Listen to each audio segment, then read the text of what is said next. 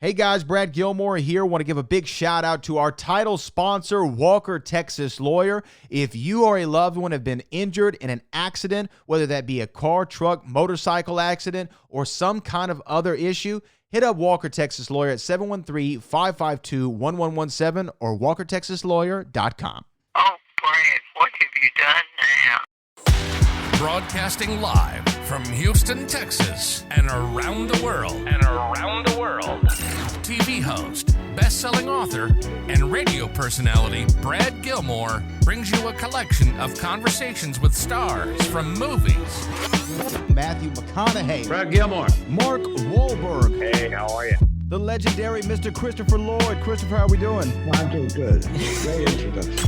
Television. Jimmy Fallon joins us this morning. Jimmy, how you doing, my friend? Good morning. Thank you so much, Brad, for having me. I appreciate this, bud. Kelly Ripa. Brad, thank you for having me. Comedy. Jay Leno joins us. Jay, how you doing? Hey, Brad, what's going on? Chris Tucker is in the building. Chris Tucker, good morning to you. Hey, Brad. Good morning to you. How are you? Gabriel Fluffy Iglesias. Good morning. Music. Lola Monroe. Thank you. Thank you for having me. The legendary frontman of AC/DC, Brian Johnson, joins us right now. Brian, how you doing? Good morning, Brad. What looking to talk, you me funny lad. Grammy Award winner Maya joins us. How are you? And more. This is The Collection. Now your host, The Boat. Brad Gilmore! And he's joining me right now on the line to talk about The Good Half, which is going to be having nationwide screenings at Fathom Theaters on July the 23rd and the 25th. Talented cast, incredible cast, and one of the most incredible actors of our generation is joining me right now. One of my favorite people to talk to, David Arquette, is with us. David, how are you this morning, sir? All right. Thank you, Brad. That's very kind of you to say. Well, no, I mean it, and I mean it. When you look at what you've been able to do in your career and you look at your filmography, all the things that you've been a part of, and then to play a role like you do in this movie, The Good Half, which I would say, I'd venture a guess to say that if people heard you were going to be playing a narcissist type role, it's kind of against who we know David Arquette to be, but you do such a great job in it. Did you enjoy making this movie, The Good Half? I sure did. It was a lot of fun. I had such a wonderful cast to work with. Robert Schwartzman is such a talented director.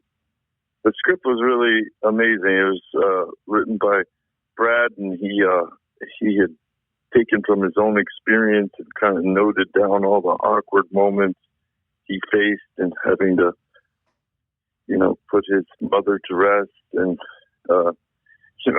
there's a lot of awkwardness that goes into that. And it's interesting that he could find the comedic slant to it. Yeah, I'm sure it's a difficult thing to go through for anybody, right? We've all been through it at some level in our life. And to find a way to not only dramatize it, but find those awkward moments, like you said in the script. And correct me if I'm wrong, when doing this movie, the director also was, as great as the script was a little bit more, I'd say, open to changes. Like he would tell you, hey, you have this scene, now you don't have this scene. Hey, say this about a smoothie instead of what was in the script. Did you find that you liked kind of that freedom to move around a little bit? For sure. Robert has a lot of experience acting and performing. He's an incredible musician as well and a director. So he would let us sort of rehearse. And when we would rehearse, we'd find these funny little moments. And he'd give me like a smoothie. Like I didn't know I was having a smoothie when I walked up. And in the rehearsal, I said, Nick's character goes, "What's that?" And I said, "A smoothie juice." He goes, "A smoothie juice."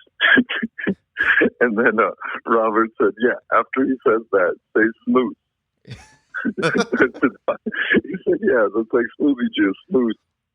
Like a word you made up." And I was like, "Oh, okay, great." And then we tried it, and it was funny. It worked. And, he came up with things like that all the time. Was the appeal for you of this movie not only the tightness of the script and who the director was going to be, but also this cast? I mean, Matt Walsh, Nick Jonas, of course, Elizabeth Shue. Who wouldn't want to work with Elizabeth Shue if you are a fan of movies from the 1980s, of course, like Back to the Future, Karate Kid. Was this kind of part of the appeal, or was it so? Or I guess my question really is, how did you come across this? How was this presented to you? Um, I got offered the role, which doesn't happen that often in this business nowadays, especially. Just, there's a lot of people out there, a lot of roles, and, few roles, but a lot of people. So they came to me, and it was funny that Robert saw me as this character because it is sort of opposite of what I'm used to playing. And it was fun. I mean, it's full of these cringe moments. My character is especially gifted at bringing them up. So, I when I read the script and I saw the cast that was involved and talked to Robert, it was an easy decision to make. I was really honored to be a part of it. I'm a huge fan of everyone in it, and especially Elizabeth Shue. I mean, I loved her work in the 80s and 90s, and, she's, Academy Award winner. Yeah, right. How would you not want to work with that incredible cast? Yeah, for sure. When you say it's a kind of not a character you're used to playing, your character Rick is more on the narcissistic side is the word that's kind of thrown around with him. Is it true that you called a therapist or a psychiatrist to try to get insight into a narcissist's thinking? And how did that conversation go? Well, that happened actually before. Just in the past, you run into a lot of narcissists in Hollywood, and you kind of have to figure them out and understand where they're coming from. It's actually kind of a prerequisite. You have to have a certain amount of narcissism even to just be an actor in a sense, or just have the confidence on stage or in front of the camera to portray these different characters. So it's a balancing act. But I talked to my therapist once, and I was like, I'm obsessed with narcissists. I have a few in my life, and do you have any narcissistic clients? And he said, no. He said, do you want to know why? I said, yeah. And he said, they don't need me. So I found that so consistent. I found that just to say everything about a narcissist, but you don't actually self-reflect. It's hilarious. Well, we're talking to David Arquette. The movie is The Good Half, a cast with Nick Jonas, David Arquette, Matt Walsh, Elizabeth Shue, and more. Make sure you check this movie out. David, last time I got to talk to you was on the radio with Booker T here in Houston. And since then, your documentary came out about your pro wrestling journey. There's a lot of documentaries that have been coming out about WCW and your time there. I feel like the wrestling world has now embraced David Arquette in the last few years and shown you, I think, love. And I think you're a member of the fraternity. Would you agree with that? Do you feel the love from the pro wrestling fans now? I do. I mean, I really feel honored. I mean, it's such an incredible sport. There's such insane athletes. I can't imagine, continuing to do it. I have, aches and pains from my time wrestling in the independent circuit. But, yeah, I mean, it's been great. And Booker T especially is just one of my heroes. Mick Foley. I mean, these guys are incredible. Diamond Dallas Page. These, when you get to know them and when you get to hang out with them and you get to be backstage with them and you get to, learn some of the sort of tricks of the trade.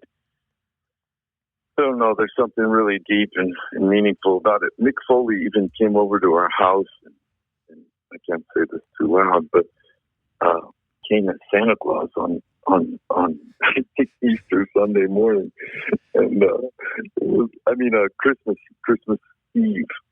He came to our house, and my kids saw him as Santa. It's pretty remarkable that he'd go out of his way to do something like that for us. Yeah, the pro wrestlers, man, they'll stick to it and they'll stay in character. And that's kind of what, I guess my final question for you, I have just a couple seconds left with you, is don't you feel like pro wrestling is the ultimate in entertainment boot camp? You have to memorize scripts, you have to know choreography, you're live on television in front of an audience, and you have one take to do it.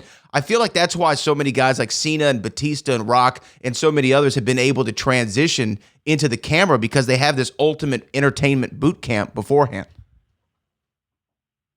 Absolutely. Not only that, they're also their own publicist, they're their own manager, they're their own road manager. I mean, they could come in with such a tool set.